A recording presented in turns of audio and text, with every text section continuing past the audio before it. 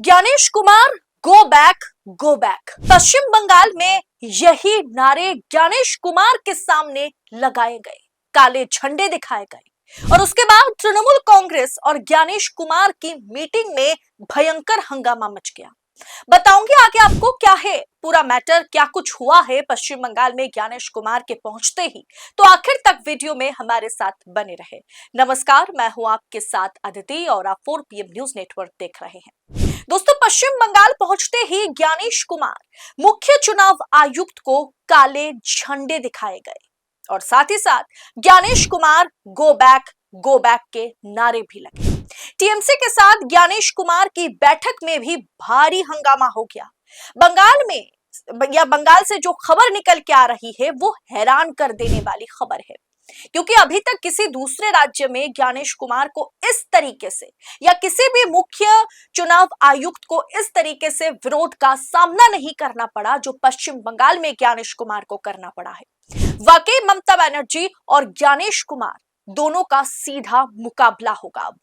पश्चिम बंगाल में आगामी विधानसभा चुनावों की तैयारियों का जायजा लेने मुख्य चुनाव आयुक्त ज्ञानेश कुमार कल देर रात को पश्चिम बंगाल पहुंचे थे। वो बंगाल में जैसे ही कदम रखते हैं भारी विरोध का सामना उन्हें करना पड़ता है। एक तरफ जहां उन्हें गो बैक के नारों और काले झंडों से घेरा गया, वहीं दूसरी ओर तृणमूल कांग्रेस के नेताओं के साथ उनकी जो बैठक हुई वो बेहद तनावपूर्ण रही। मतलब मीटिंग करके चीजें फिक्स करनी थी, लेकिन बैठक पूरी तरह से अनसक्सेसफुल रही। रविवार रात को राज्य में चुनाव आयुक्त पहुंचते हैं, मुख्य चुनाव आयुक्त पहुंचते हैं।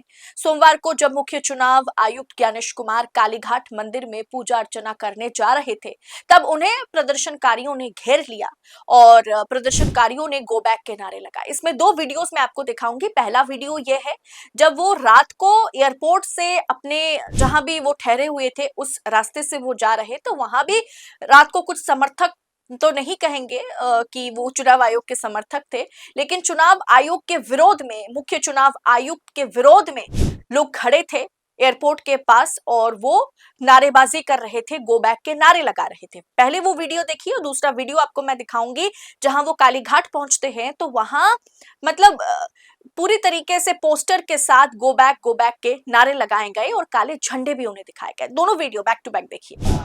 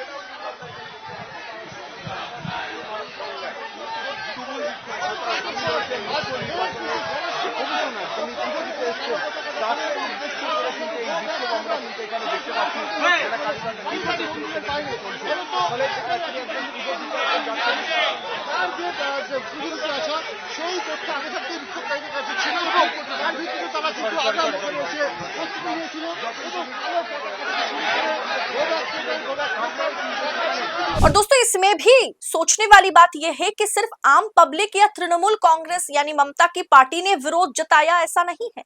वहां तो ममता बनर्जी की पार्टी टीएमसी खुद सीपीएम के खिलाफ चुनाव लड़ती है। ममता बनर्जी तो खुद सीपीएम को हाशिए पर धकेलकर सत्ता काबिज करती हुई नजर आई थी। वहीं ममता बनर्जी की पार्टी या आम पब्लिक ने जहां चुनाव आयुक्त के खिलाफ, मुख्य चुनाव आयुक्त गणेश कुमार के खिलाफ प्रोटेस्ट किया, वहीं पर विरोध की लहर सिर्फ टीएमसी की ओर से सीमित नहीं रही, बल्कि वीआईपी रोड पर सीपीएम के राज्य सचिव मोहम्मद सलीम के नेतृत्व में सीपीएम पार्टी जो पार्टी कार्यकर्ता हैं, कम्युनिस्ट पार्टी के जो पार्टी कार्यकर्ता हैं, जो समर्थक हैं, उन्होंने भी चुनाव आयोग के खिलाफ जोरदार प्रदर्शन किया।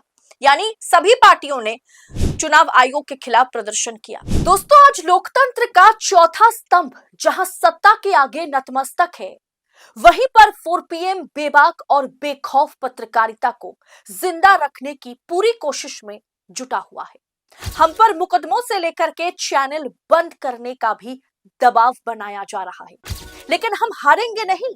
4PM पूछेगा सवाल सत्ता से।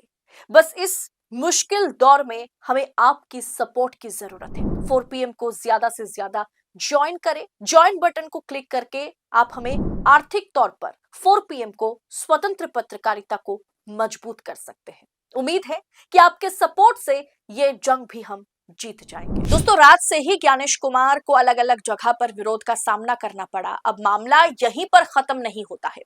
आज जब चुनाव आयोग टीएमसी के कुछ दिग्गज नेताओं के साथ बैठक के लिए बैठक होनी थी और बड़ा विवाद वहां खड़ा हो गया, क्योंकि चुनाव आयोग के फुल बेंच ने राजनीतिक दलों के साथ बैठक की और वहां ऐसा कुछ उन्होंने कह दिया जो टीएमसी के जो महिला मंत्री हैं उन्हें पसंद नहीं आया या उनके लिए काफी अपमानजनक था।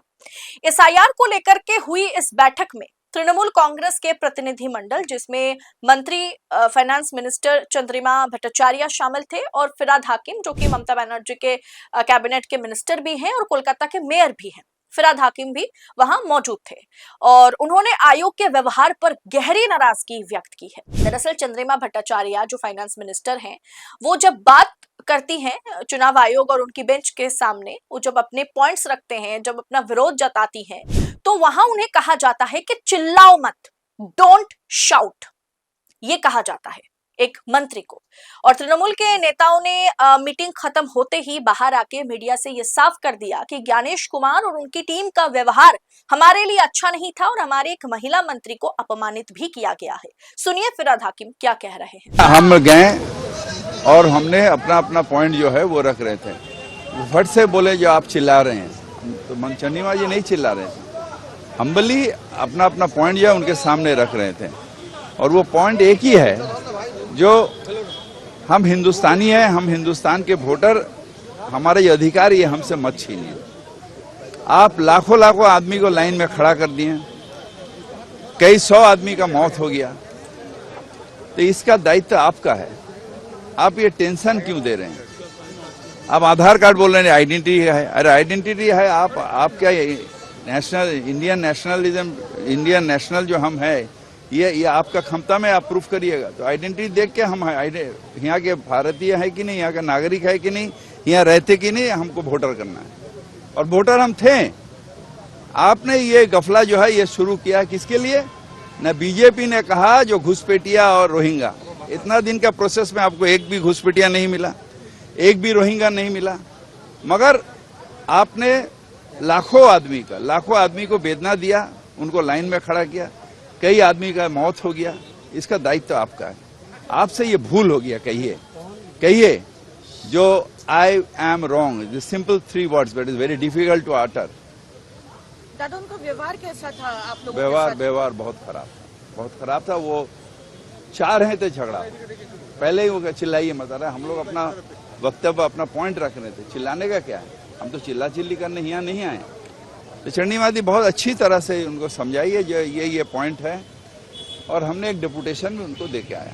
क्या 2 या 3 चरण में चुनाव हो सकता है? क्या 2 या 3 चरण? देखिए फिर एक बीजेपी का घपला में अगर ये आ जाएगा तो फिर एक मुश्किल होगा। जैसा घुसपैठिया रोहिंग्या करके 60 लाख आदमी का नाम बाद हो गया, इतना आदमी का मौत हो गया, इतना आदमी को लाइन में खड़ा होना पड़ा।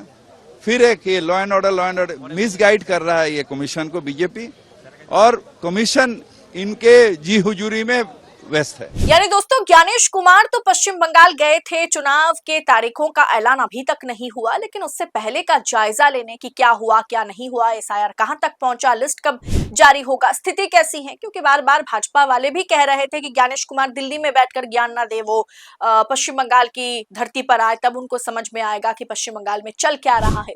और ये सब कुछ के बीच जब पश्चिम बंगाल का दौरा ज्ञानेश कुमार करते हैं तो उन्हें बहुत बड़ा झटका कल लगा, आज लगा, जहां सिर्फ सभी लगभग पार्टियों जो शायद आपस में लड़ रहे हैं वो भी ज्ञानेश कुमार के खिलाफ गो बैक के नारे लगाए, उनका विरोध जताया, काले झंडे दिखाए। और जब तृणमूल कांग्रेस के साथ ज्ञानेश कुमार की मीटिंग होती है वहां पर भी ज्ञानेश कुमार एंड टीम ने ऐसा कुछ कर दिया जो टीएमसी के लिए बहुत अब कह सकते हैं ना कि उन्हें एक मुद्दा मिल गया और ज्ञानेश कुमार और चुनाव आयोग के लिए बहुत बड़ा सेटबैक साबित हो गया।